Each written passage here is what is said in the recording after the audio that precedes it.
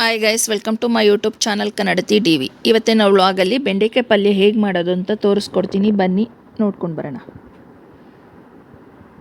First ಬೆಂಡೆಕಾಯಿನ wash ಮಾಡಿಬಿಟ್ಟು ಈ ಥರ ಪೀಸ್ ಮಾಡಿ ಇಟ್ಕೊಳ್ಳಿ. ಆನಂತರ ಒಲೆ ಮೇಲೆ ಬಾಣಲಿ ಇಟ್ಬಿಟ್ಟು ಬೆಂಡೆಕಾಯಿನೆಲ್ಲ ಅದಕ್ಕೆ ಬಾಣಲಿಗೆ ಹಾಕ್ಕೊಳ್ಳಿ.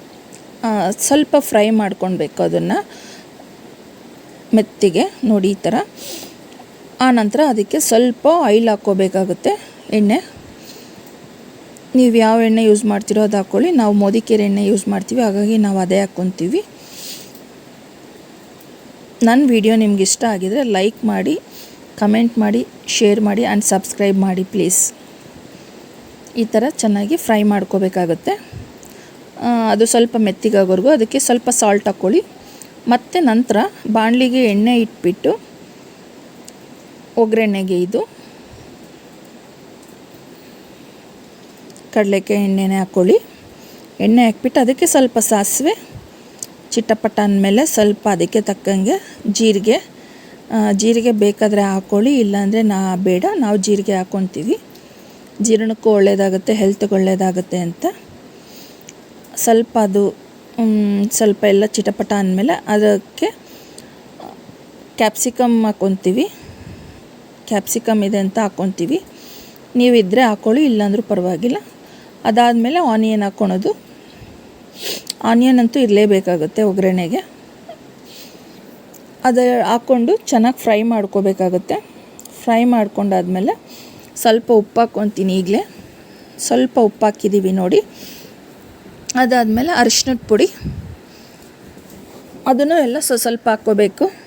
ನೀವು ಎಷ್ಟು ಕ್ವಾಂಟಿಟಿ ಮಾಡ್ತಿರ್ತೀರಲ್ಲೋ ಆ ಕ್ವಾಂಟಿಟಿ ತಕ್ಕಂಗೆ ಇಂಗ್ರೀಡಿಯೆಂಟ್ಸ್ ಹಾಕ್ಕೋಬೇಕಾಗುತ್ತೆ. ಈಗ ಟೊಮೆಟೊ ಎಲ್ಲ ಹಾಕ್ಕೊಂಡು ಚೆನ್ನಾಗಿ ಫ್ರೈ ಆಗಬೇಕು ನೋಡಿ ಈ ಥರ, ಯಾಕಂದರೆ ಚೆನ್ನಾಗಿ ಬೇಯಬೇಕು.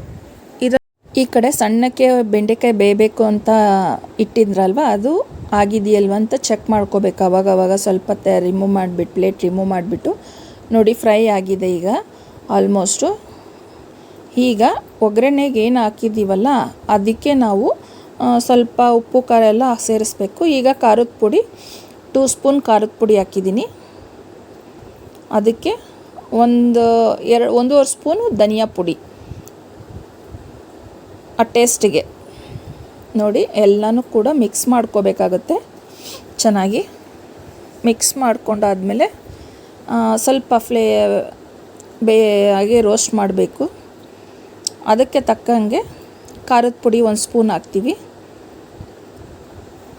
ಈಗ ಬೆಂಡೆಕಾಯಿ ಏನು ರೋಸ್ಟ್ ಮಾಡಿರ್ತೀವಲ್ಲ ಅದೆಲ್ಲ ಹಾಕ್ಕೊಂಡು ಚೆನ್ನಾಗಿ ಮಿಕ್ಸ್ ಮಾಡಿ ನೋಡಿ ಈ ಥರ ಎಲ್ಲ ಮಿಕ್ಸ್ ಆಗಬೇಕು. ಮಿಕ್ಸ್ ಆಗಿ ಅದು ಲೋ ಫ್ಲೇವರಲ್ಲಿ ನೀಟಾಗಿ ಬೇಯಿಸಬೇಕು. ಆಗ ಬೆಂಡೆಕಾಯಿ ಪಲ್ಯ ರೆಡಿಯಾಗಿರುತ್ತೆ ನೋಡಿ. ಇದು ಚಪಾತಿಗೆ, ದೋಸೆಗೆ ಬೆಂಡೆಕಾಯಿ ಪಲ್ಯ ತುಂಬ ಚೆನ್ನಾಗಿರುತ್ತೆ. ನಮ್ಮ ಮನೇಲಿ ಚಪಾತಿಗೆ ಬೆಂಡೆಕಾಯಿ ಪಲ್ಯ ಮಾಡಿದ್ರಿ. ಈಗ ನಿಮ್ಮ ಮನೇಲಿ ಬೆಂಡೆಕಾಯಿ ಪಲ್ಯ ಮಾಡಿದರೆ ಏನು ಮಾಡಿರ್ತೀರ ಅಂತ ಕಮೆಂಟ್ ಮಾಡಿ. ನನ್ನ ವಿಡಿಯೋ ನಿಮ್ಗೆ ಇಷ್ಟ ಆಗಿದೆ ಸಬ್ಸ್ಕ್ರೈಬ್, ಲೈಕ್, ಶೇರ್ ಮಾಡಿ ಮತ್ತು ಕಮೆಂಟ್ ಮಾಡಿ. Thank you.